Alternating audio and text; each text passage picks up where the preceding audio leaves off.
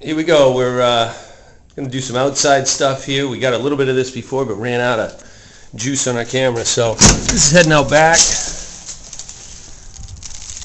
to our backyard area where it's pretty well populated during the day, that's for sure, especially on nice days, which hopefully we'll get a few.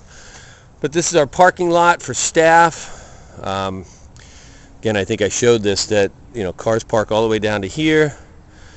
We've got kids at recess, lunch recess. We've got kids during the day that come out to do work with their teachers. You can see some of the stuff on the blacktop here that it's accessed by kids. But then this fire lane here gets taken up by buses. They start showing up about 10 minutes past 7. Kids unload at 7:20, 7:25. This place is packed. The afternoon, we have 2 waves every day. The afternoon wave starts showing up about 2:10 again. And, at that point, we still got kids outside. So when kids come back, they're weaving in and out of buses.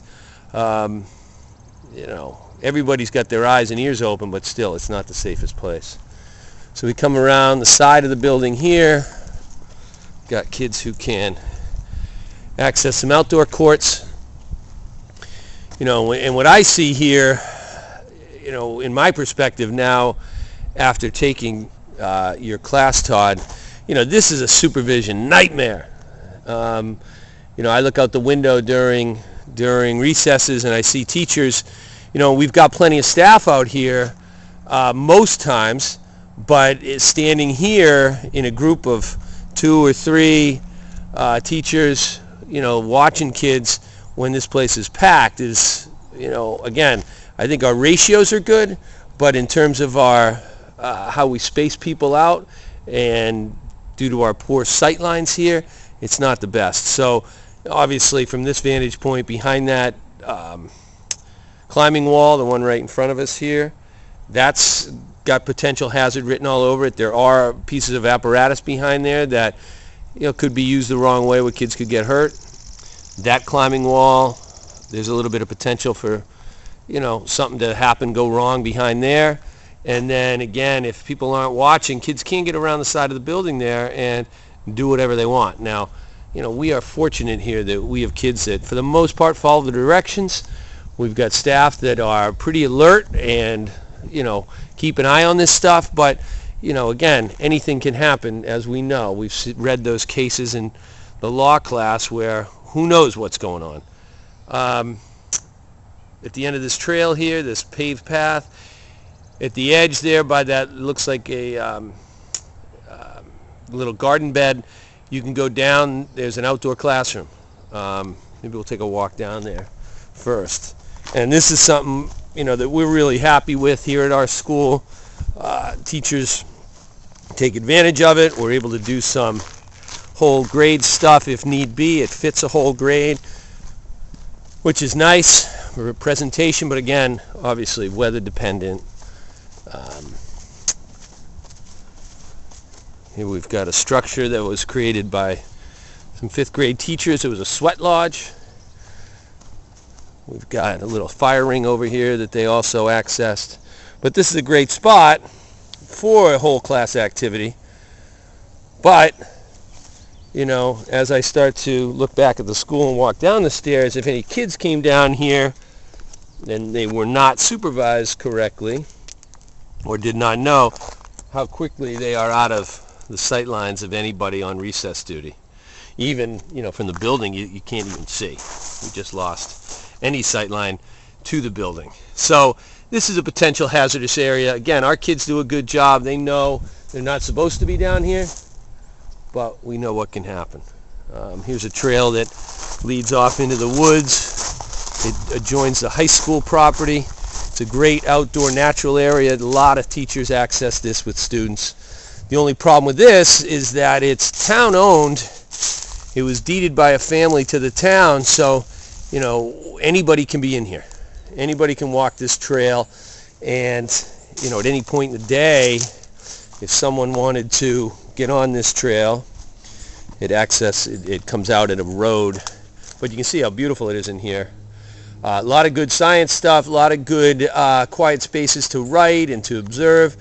But if someone wanted to get on from the outside, walk the trail, come up here, and this has happened before with some high school students during our school day. I mean, they come right out here, and they're right in our school grounds. Now, if kids are out, they can mingle with kids.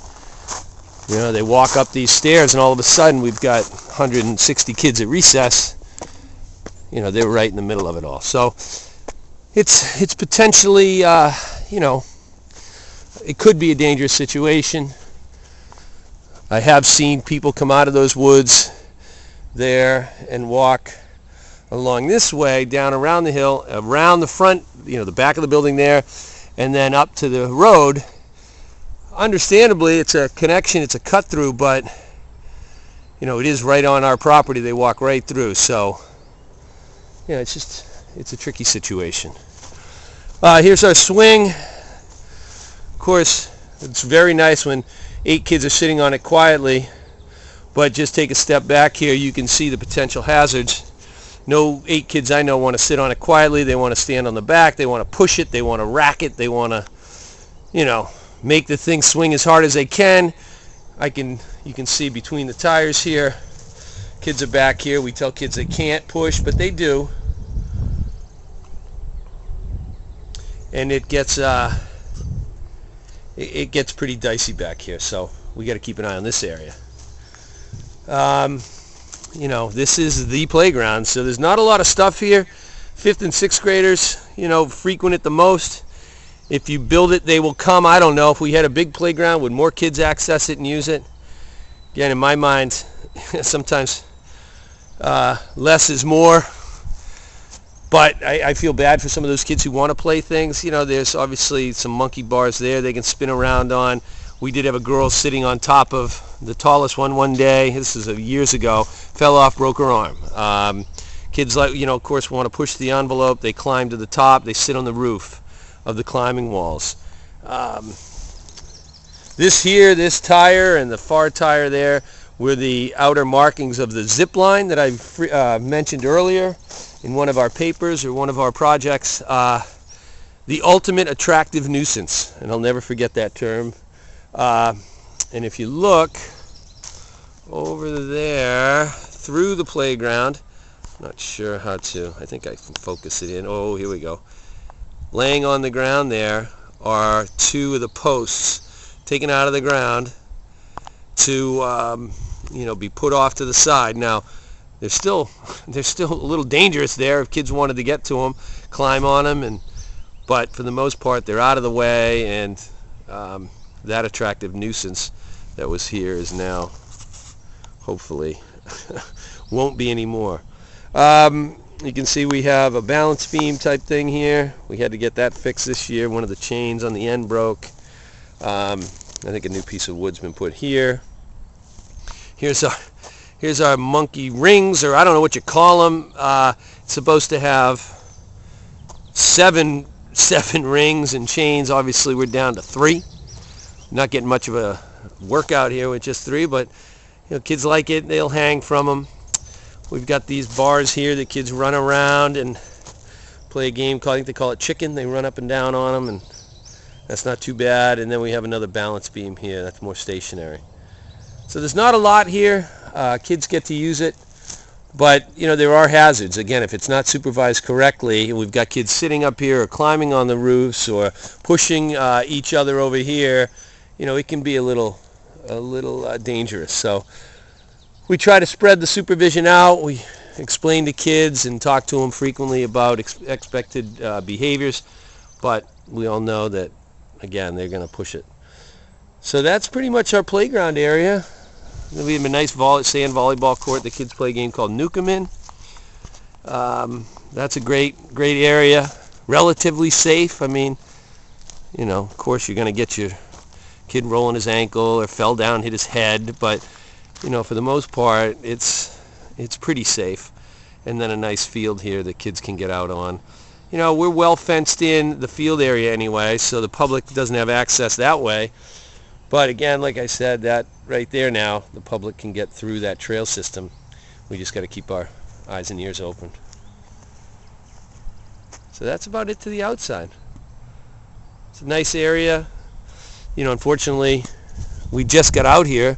The snowbanks right in front of me here from all the plowing had to be at least 12 feet tall, highest I've ever seen them, due to all the February storms, and kids just couldn't get out here. The field was just open last week. It was a sponge for all of April.